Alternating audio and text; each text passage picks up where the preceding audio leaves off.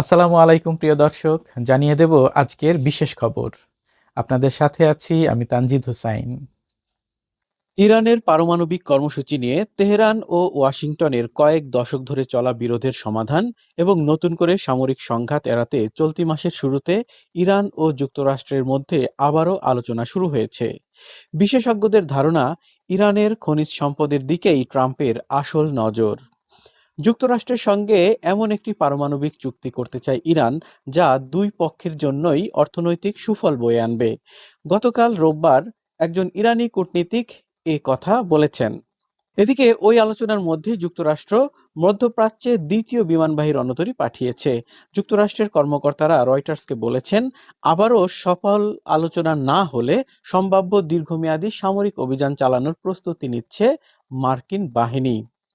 ব্রাতিস্লাভায় এক সংবাদ সম্মেলনে যুক্তরাষ্ট্রের পররাষ্ট্রমন্ত্রী মার্কো রুবিও বলেন, প্রেসিডেন্ট ডোনাল্ড ট্রাম্প স্পষ্ট করেছেন তিনি কূটনীতি ও আলোচনার মাধ্যমে সমাধানকে অগ্রাধিকার দেন।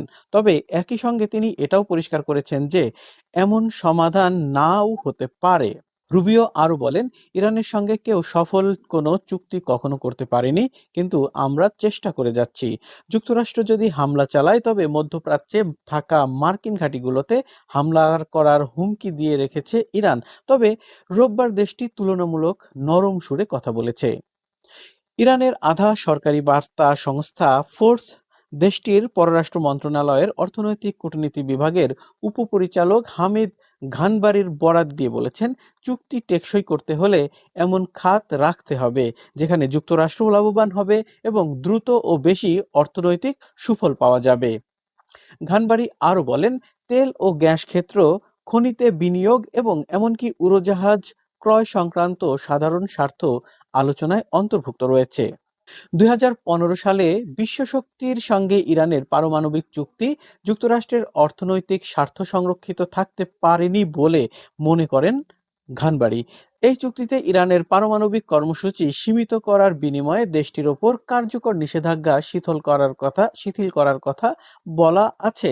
২০১৮ সালে নিজের প্রথম মেয়াদে ডোনাল্ড ট্রাম্প যুক্তরাষ্ট্রকে ইরান পারমাণবিক চুক্তি থেকে সরিয়ে নেন এবং তেহরানের ওপর কঠোর অর্থনৈতিক বিধিনিষেধ আরোপ করেন। প্রিয় দর্শক, আজ এ পর্যন্তই। নতুন কোনো খবর নিয়ে আবারও হাজির হব। সে পর্যন্ত সবাই ভালো থাকবেন। চ্যানেলটিকে সাবস্ক্রাইব করে না থাকলে এখনই সাবস্ক্রাইব করুন এবং পাশে থাকা বেল আইকনটি বাজিয়ে দিন। আর যারা ফেসবুক থেকে দেখছেন তারা ফলো দিয়ে রাখবেন।